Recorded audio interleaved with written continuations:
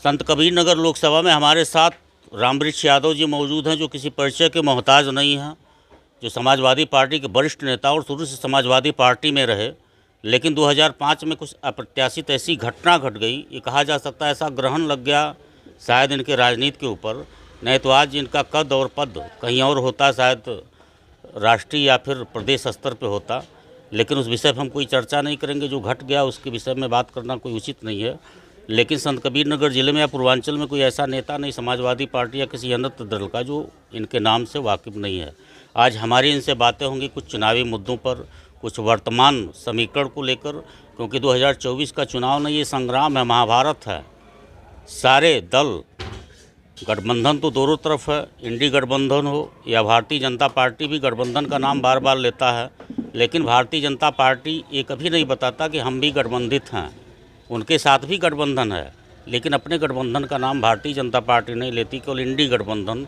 अब इंडी गठबंधन बुरी है तो भारतीय जनता पार्टी भी तो कई पार्टियों के साथ गठबंधन करी है। खैर, हमारी आज बातें होंगी नेताजी से। पहले धन्यवाद सर, आपने समय दिया। बहुत बहुत शुक्रिया कि आपने मेरी आवाज़ को जनता तक पहुंचाने के लिए आपने अमूल्य समय दिया, इसके लिए बहुत बहुत साधुवाद। धन्यवाद सर। और आपकी आवाज़ ऐसी है भी नहीं कि जिसे दबाया जा सके।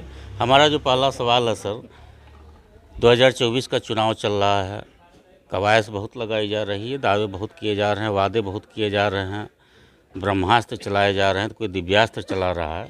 ऐसे में अगर लोकसभा संत कबीर नगर की बात आपकी नज़र से अगर देखा जाए, क्या माहौल है सर?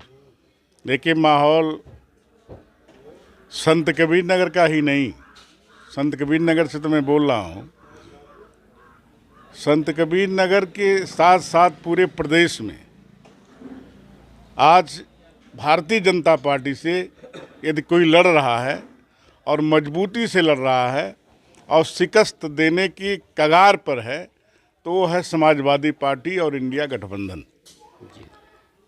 और हम इस समाजवादी पार्टी और इंडिया गठबंधन के मोटो को लेकर के और पिछले दिनों किए गए जनोपयोगी कार्यों को लेकर के हम जनता के बीच में जा रहे हैं।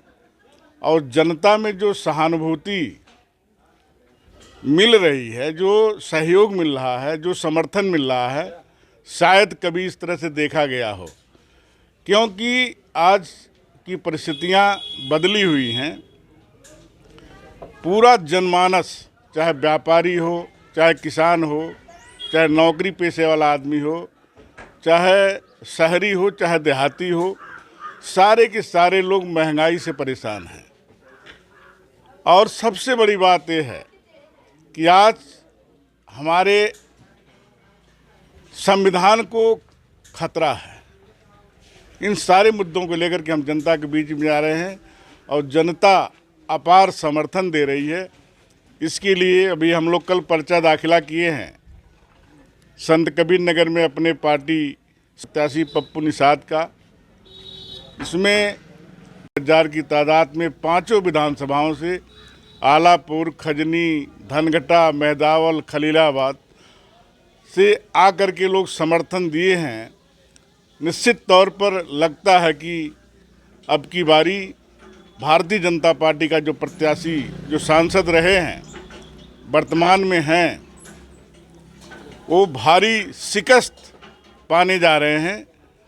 और आने वाली 25 तारीख को जनता इनको सबक सिखाएगी। नेताजी, भारतीय जनता पार्टी तो ये कर रही है कि सरकार हम बनाने जा रहे हैं, 400 पार करने जा रहे हैं। क्या लगता है 400 पार होगा? देखिए, इनसे जब भी बात की जाए भारतीय जनता पार्टी के किसी राष्ट्रीय नेता या क्षेत्रीय नेता से, जो हमारे देश की अहम समस्या है, महंगाई, बेरोजगारी, भ्रष्टाचार, हमारी देश की सीमाएं संकुचित हो रही हैं, हमारे सभी संस्थान बिक्री कर दिए जा रहे हैं और गरीब का कर्ज न माफ़ करके उन बड़े लोगों का हजारों हजार करोड़ रुपया जो माफ़ किया जा रहा है, और जो गऊ और गंगा के नाम पर, राम के नाम पर राजनीति करते हैं, वो स्लाइडर कंपनियों से जो गऊ जहाँ मांस बिकता है, उस कंपनी से 2,500 कुछ हजार करोड़ रुपया ये चंदा लेते हैं। इनका चेहरा बेनकाब हो चुका है ये तो बताते हैं कि वो ब्लैक मनी ना हो, इसलिए हमने ऐसा कर इलेक्ट्रॉल बॉन्ड देखिए, के चंदा हम लोग भी लेते हैं, लोग देते हैं। चंदा 1000, 2000, लाख 50,000 होता है। 1000 करोड़ रुपया, 2000 करोड़ रुपया, 10,000 करोड़ रुपया चंदा नहीं होता, और रिश्वत होती है। दबाव में लोग देते हैं, और जो 2-3 लोगों के बीच में देश चल रहा है, जनता इस बात को जान रही है। महंगाई से कौन नहीं परेशान है, चाहे भारतीय जनता पार्टी का हो, चाहे किसी अन्य पार्टी का हो, चाहे गरीब हो चाहे अमीर हो, पर महंगाई की मार तो सबके ऊपर जा रही है। और चाहे कोई सवर्ण हो चाहे दूसरे जाति का, धर्म का हो, इससे सारे लोग परेशान हैं। और जनता मन बना चुकी है कि हम इसका जो भारतीय जनता पार्टी का खोखला वादा है, जो जनता के बीच में कह करके और कुछ काम न करने का जो इनका आदत बन चुकी है, जुमलेबाजी जो है, इसको अब की बार जनता मन बना चुकी है, इनको सबक सिखाएगी। इनसे जब भी आप सवाल करिए, महंगाई के सवाल, हमारे बच्चों के फीस माफ़ी के सवाल, फीस का सवाल, स्कूल का सवाल, स्वास्थ्य का सवाल, शिक्षा का सवाल, ये 370 और राम मंदिर, 370 और राम मंदिर। मंदिर में पूजा, हम भी पूजा करते हैं, जितने लोग खड़े हैं सब लोग पूजा करते होंगे अपने अपने आराध्य देव का, लेकिन पूजा तो सारे लोग करते हैं, लेकिन ये लोग स्थापित कर दिए हैं केवल अयोध्या में, राम के नाम पर, 370 के नाम पर जनता से वोट मांग रहे हैं, और हमारे सवाल का जवाब न दे करके वहीं पर ये मंदिर और 370 ला के खड़ा करते हैं। मैं साफ तौर पर कहना चाहता हूँ, ये संत कबीर नगर की धरती है। यहाँ पर कबीरदास ने कहा है, कस्तूरी कुंडल बसे मृग ढूंढे बनमाहि, ऐसे घट घट राम हैं दुनिया देखे नाहि। अगर ईश्वर का अंश न होता, जितने लोग खड़े हैं, तो शायद खड़े नहीं रहते, पड़े रहते। ईश्वर का अंश है, तभी मैं बोल रहा हूँ। आप वाइट ले रहे हैं और सब लोग खड़े हैं, सुन रहे हैं। ईश्वर का अंश, ईश्वर को एक भगवान को ला करके अयोध्या में केवल स्थापित करके कर दिए हैं, और ये राम को लाए हैं, जो दुनिया को लाने की बात करते, जिन्होंने किया है, जो दुनिया जिसके बल पर, जिसके कृपा पर चल रही है, उनमें कहना चाहता हूँ 370 का बड़ा ढिढोरा पीटते हैं। मैं इनसे सवाल करना चाहता हूँ अदब के साथ कि भारतीय जनता पार्टी कश्मीर में एक भी अपना प्रत्याशी नहीं उतारे। भारतीय जनता पार्टी का एक भी प्रत्याशी वहाँ चुनाव नहीं लड़ रहा है। ये बहुत बड़ा हवा उड़ाते हैं 370 का, तो इसका फ़ायदा लेने के लिए क्यों नहीं ये प्रत्याशी वहाँ उतारे। अभी तक इनका एक भी प्रत्याशी कश्मीर में नहीं है।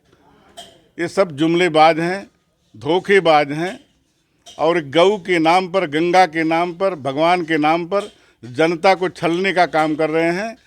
निश्चित तौर पर जिस तरह से रावण ने साधु का भेष बना करके सीता का हरण किया था, अंत में वध हुआ था, उसी तरह से अब की जनता इनका वध करेगी और समाजवादी पार्टी और इंडिया गठबंधन की सरकार बनेगी। नेताजी, आप भी टिकट की रेस में थे, आप भी टिकट की दौड़ में थे। जनता भी काफ़ी उम्मीद लगाई थी कि रामवृक्ष यादव जी को टिकट मिलेगा और मिलना भी चाहिए, लेकिन वो माननीय अखिलेश जी का फैसला था। उन्होंने क्या सोचा, किस रणनीति के तहत उन्होंने पप्पू निषाद जी को टिकट दिया। कुछ कष्ट होता है आपको? देखिए, जब कोई किसान या गरीब आदमी जब खेत में काम करता है और शाम को या सुबह उसको मजदूरी जब नहीं मिलती है, तो निश्चित तौर पर कष्ट स्वाभाविक है। लेकिन मैं समाजवादी पार्टी का कार्यकर्ता हूं और समर्पित कार्यकर्ता हूं, और मैं बड़े दावे के साथ कह सकता हूं, किसी कारणवश मैं कुछ दिन जनता के बीच में नहीं रहा, उस पर मैं जाना नहीं चाहता। नहीं, वो विषय भी नहीं है सर। लेकिन जब से मैं आया हूं जनता के बीच में, जब मैं बाहर था तब भी और जब मैं आया हूं तब भी, तब से आज की तारीख तक मैं, सब लोग जेल से छूटते हैं, अपने बीवी बच्चों के साथ अच्छी अच्छी जगहों पर घूमने जाते हैं, दर्शन करने जाते हैं, अच्छी जगह देखना चाहते हैं, लेकिन मैंने कहीं न जा कर के मैं सीधे जनता जनार्दन के बीच में पहुंचा हूं और मैं इतना दौरा किया हूं कि शायद कोई प्रत्याशी जो अपने को धनबली और बाहुबली कहते थे उनको मैंने कई कोस पीछे छोड़ दिया था और ये लोग परेशान हो गए थे। मैं पूरे 5 विधानसभा का साल भर के अंदर 5 चक्कर लगाया हूं। कोई चौराहा नहीं बचा है जहां पूरे क्षेत्र में मैं दौड़ा करके अपने सहयोगियों के बल पर, अपने साथियों के बल पर, मेरे पास चवन्नी नहीं रहता था, लेकिन हमारे साथियों ने मेरा हौसला टूटने नहीं दिया। और इतना ही नहीं, आपको बताऊं, जेल में मैंने देखा है अच्छे धनबली और बाहुबली साल 2 साल में पागल हो जाते हैं। और मैं 17 साल किस तरह से रहा, इसी जनता जनार्दन के आशीर्वाद के बल पर मैं था। नहीं तो फिर मतलब नहीं बनता है आकर के फिर खड़ा होना और लड़ाई लड़ना, कोई बात नहीं बनती है।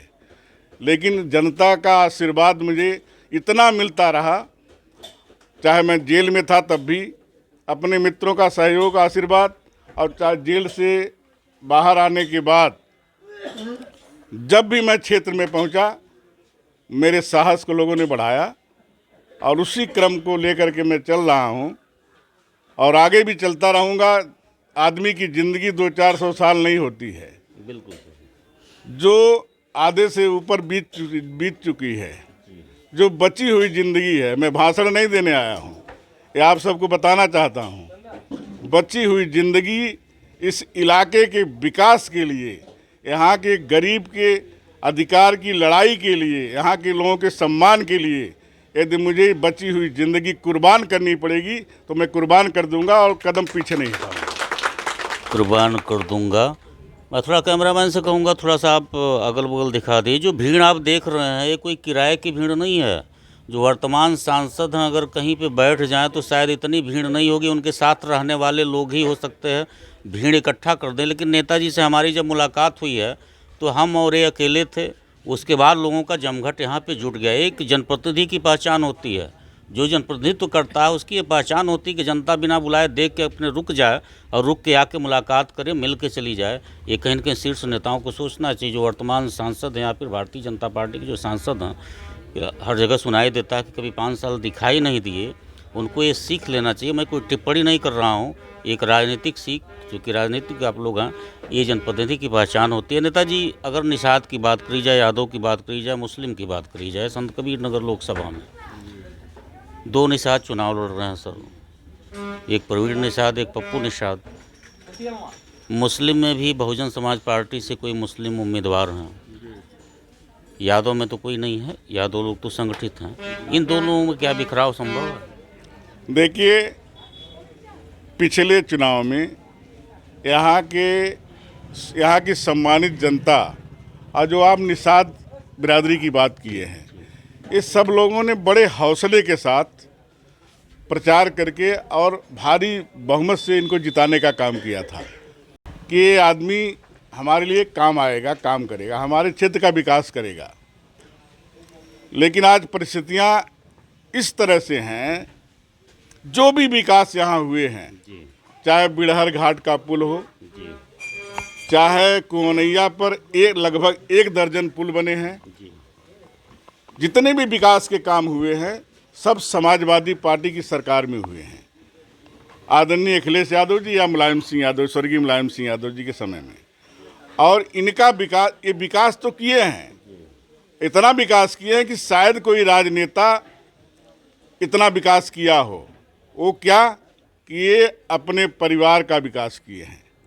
निषाद वहीं अलग हो गया, अन्य बिरादरी वहीं अलग हो गई, केवल अपने भाई को विधायक बना लिए, अपने एमएलसी हो गए, मिनिस्टर, कैबिनेट मिनिस्टर हो गए, बेटे को सांसद बना लिए।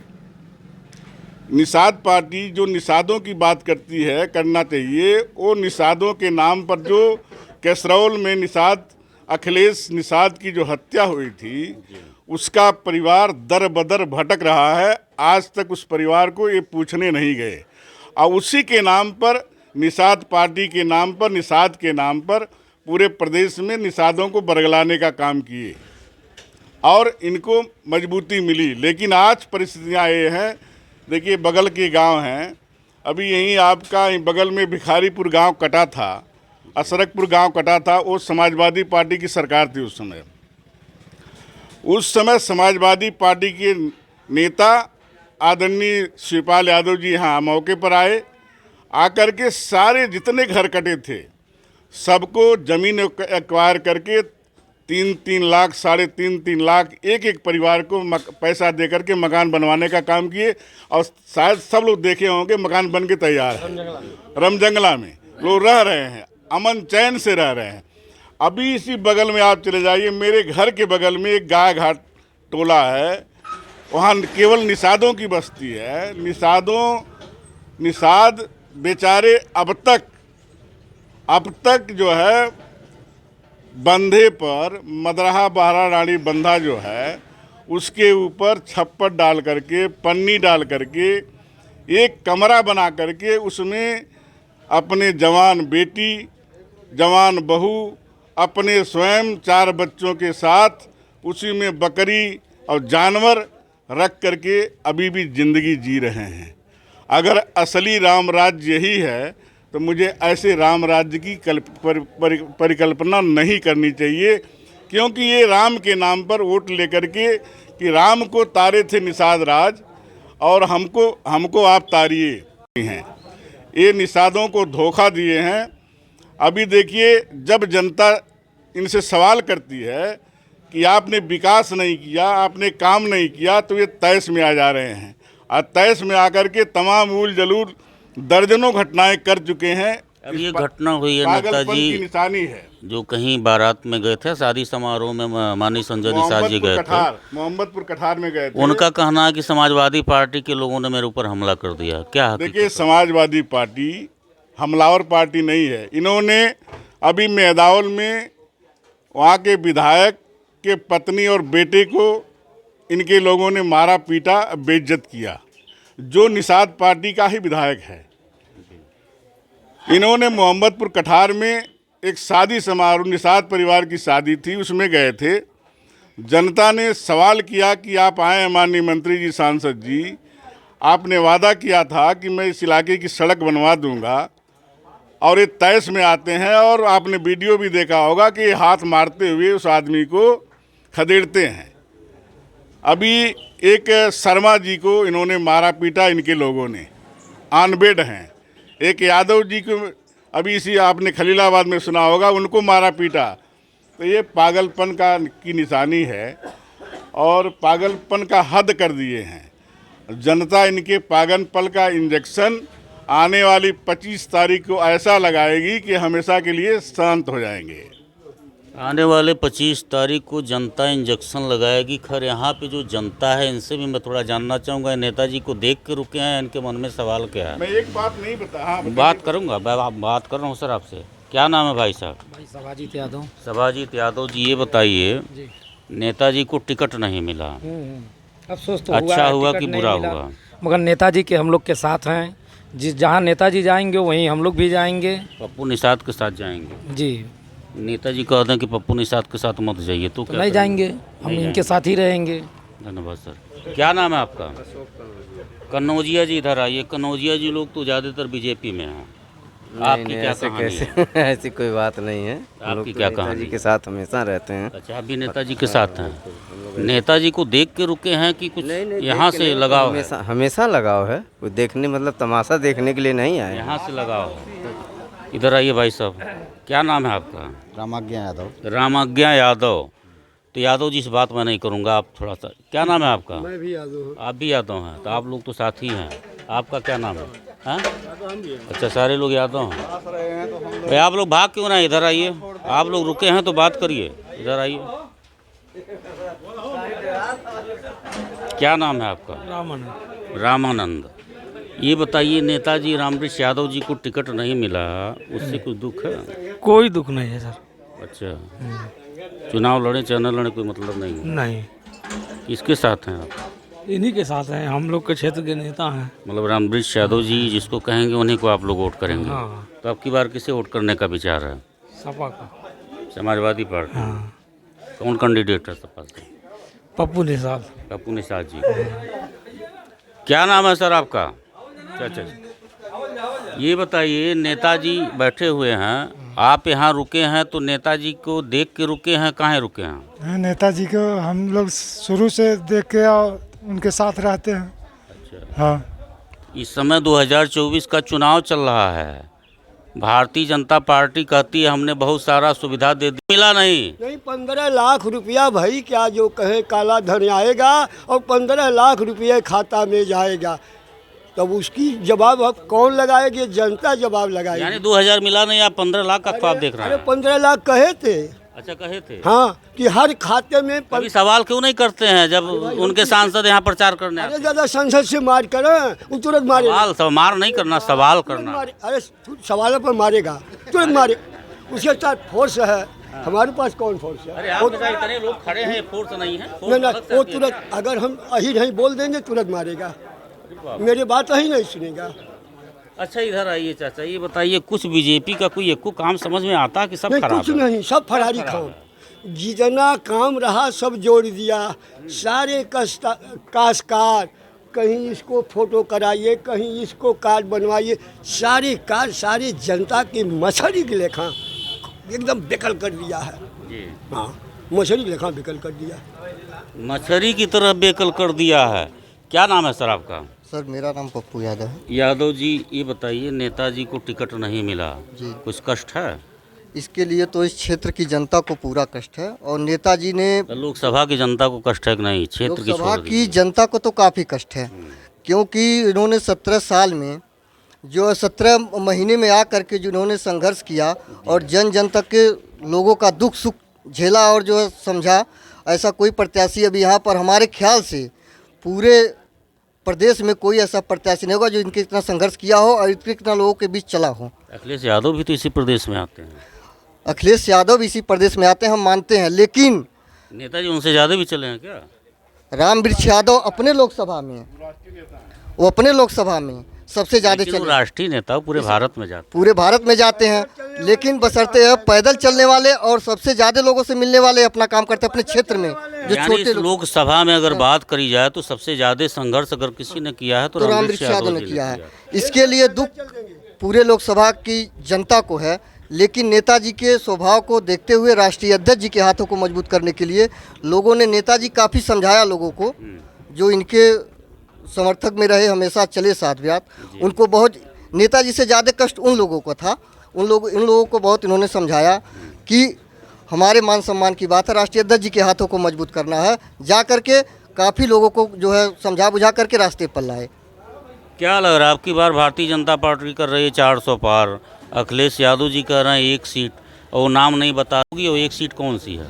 भारतीय जनता पार्टी की 400 हार होगी।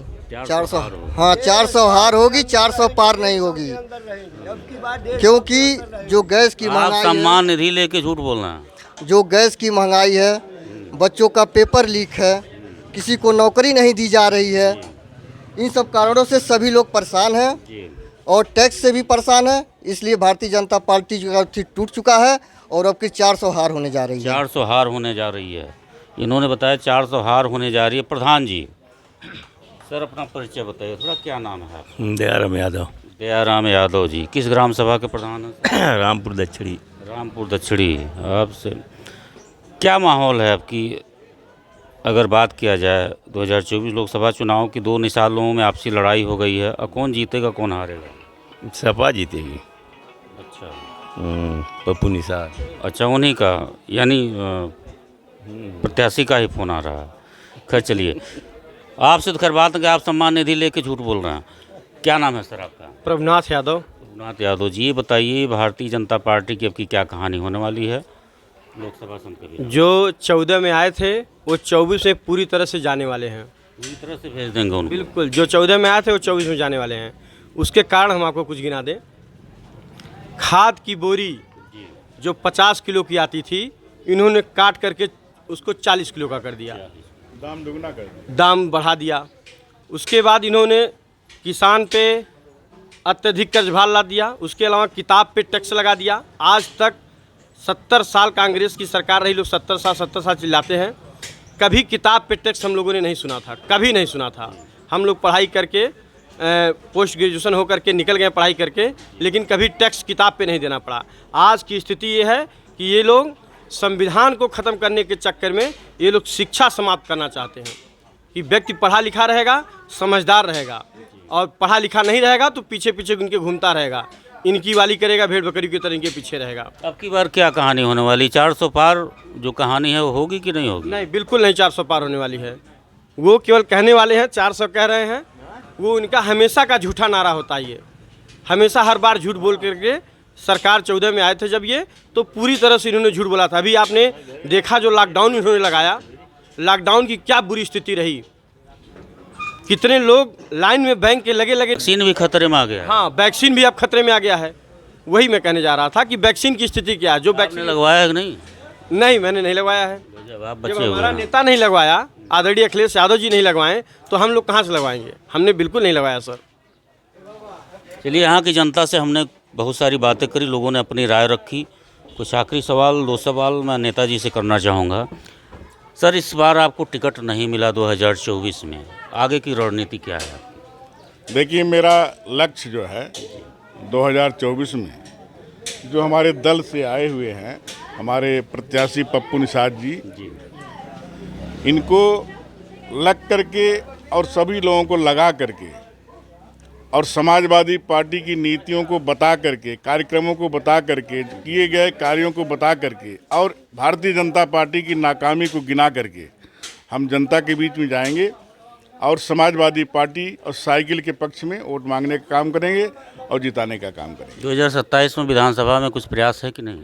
देखिए, अभी तो मुझे लक्ष्य जो है 2000 जो सामने आपका है, जो अभी वर्तमान में लोकसभा चुनाव, इसके बाद देखा जाएगा। इस समय जो खबर उड़ाई जा रही है सर कि जय चतुर्वेदी चले गए, जगत जायसवाल चले गए और कई नेता चले गए समाजवादी पार्टी छोड़ के, कुछ प्रभाव पड़ेगा इसका? देखिए, ये लोग आया राम गया राम वाले हैं। ये हमेशा हुआ है। जब इनका स्वार्थ नहीं सिद्ध होता है तो ये लोग चले जाते। इस तरह से पिछला इतिहास देखिए, तमाम लोग आए और गए, फिर आए फिर गए। तो इनके जाने से और आने से कोई फर्क पड़ने वाला नहीं है। जनता इस बात को जान रही है कि ये लोग आया राम गया राम हैं। ये इनका जहाँ स्वार्थ सिद्ध होता है वहीं पर ये टिकते हैं।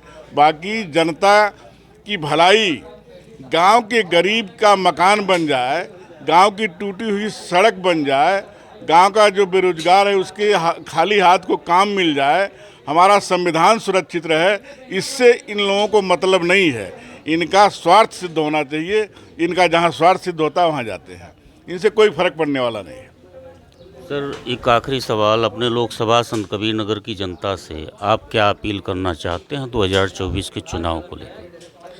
मैं लोकसभा संत कबीर नगर, जिसमें आलापुर विधानसभा अंबेडकर नगर की आती है, खजनी विधानसभा गोरखपुर की आती है, धनगटा, खलीलाबाद और मेहदावल, ये 5 विधानसभाएं जो हैं, ये सब यहाँ के सभी सम्मानित और पूजनीय मतदाताओं, नौजवानों, किसानों, मजदूरों और माताओं और बहनों से मेरी विनम्र अपील है।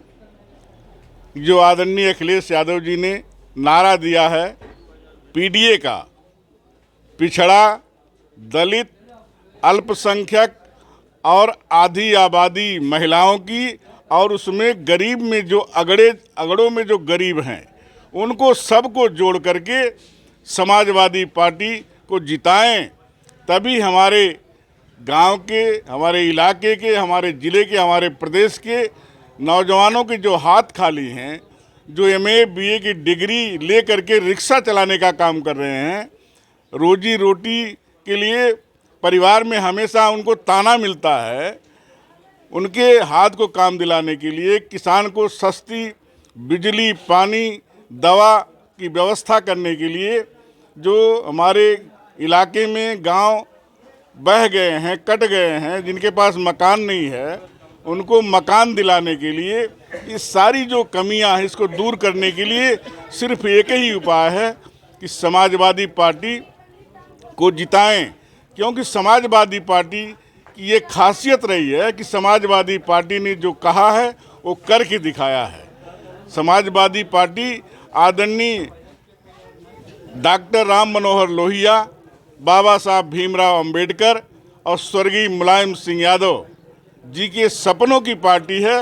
उनके सपनों को साकार करने के लिए हमारे राष्ट्रीय अध्यक्ष आदरणीय श्री अखिलेश यादव जी, जो आज पूरे देश के निगाहें उनके ऊपर टिकी हुई हैं, करोड़ों दलितों, पिछड़ों, गरीबों की आशा की किरण बन चुके हैं, इनके हाथ को मजबूत करने की मैं अपील करता हूं। तभी हमारा आपका भविष्य सुरक्षित होगा और मेरा संविधान जो आज खतरे में है, इसको हमें तय करना पड़ेगा कि हमें मनुवादी संविधान, अम्बेडकर का संविधान चाहिए। हमें तय करना पड़ेगा। यदि आप मनुवादी व्यवस्था लागू करना चाहते हैं, जो आज के 100 साल पहले, 50 साल पहले होता था, अगर अब की बार चूके तो जो आज़ादी की लड़ाई हम लोगों ने, हमारे पूर्वजों ने लड़ा है, खून की होली खेला है, तब जाकर के हमारा देश आज़ाद हुआ है। फिर वही लड़ाई संविधान बचाने के लिए हमको लड़ना पड़ेगा। इसलिए हमें गोली नहीं चलाना है, लाठी नहीं चलाना है। जो बाबा साहब ने हमें अधिकार दिया है संविधान में मत देने का, मत दे करके समाजवादी पार्टी को मजबूत करना है, ये मैं अपील करना चाहता हूँ। और एक बात और कहना चाहता हूँ, आम जनमानस से 3 दान होते हैं, रक्तदान, कन्यादान, मतदान। रक्तदान करते समय यदि सही ग्रुप का खून सही ग्रुप के व्यक्ति में नहीं गया तो उसकी मौत हो जाया करती है। इसलिए रक्तदान भी बड़े सोच समझ के करना चाहिए। कन्यादान करते समय उसके माँ बाप, लड़की के माँ बाप बड़े सोच समझ के वर का चयन करते हैं। यदि जुआरी, पियक्कड़, घुमक्कड़ मिल जाए तो लड़की की ज़िंदगी बर्बाद हो जाया करती है। और तीसरी बात, एक वोट से हार जीत होती है। अगर एक वोट से किसी मवाली को आपने जिता दिया, किसी देश बेचने वाले को जिता दिया, किसी जुमलेबाज को आपने जिता दिया, किसी घोटालेबाज को आपने जिता दिया, जो आपके विकास को, पैसे को अपनी तिजोरी बना के रखा है, तो हमारा देश कंगाल हो जाएगा, हमारे देश का नौजवान बेकार हो जाएगा, हमारे देश का किसान बर्बाद हो जाएगा। इसलिए मतदान का समय आ गया है, इसको बड़े सोच समझ करके हमें प्रयोग करना है और अच्छे कैंडिडेट को जिताने का काम करना है। यही मैं अपील करना चाहता हूँ। धन्यवाद सर। हमारे साथ थे रामवृक्ष यादव जी, जो समाजवादी पार्टी के वरिष्ठ नेता हैं। इनका जो कहना है रक्तदान, मतदान, कन्यादान, ये तीनों दान बहुत सोच समझ के करना चाहिए।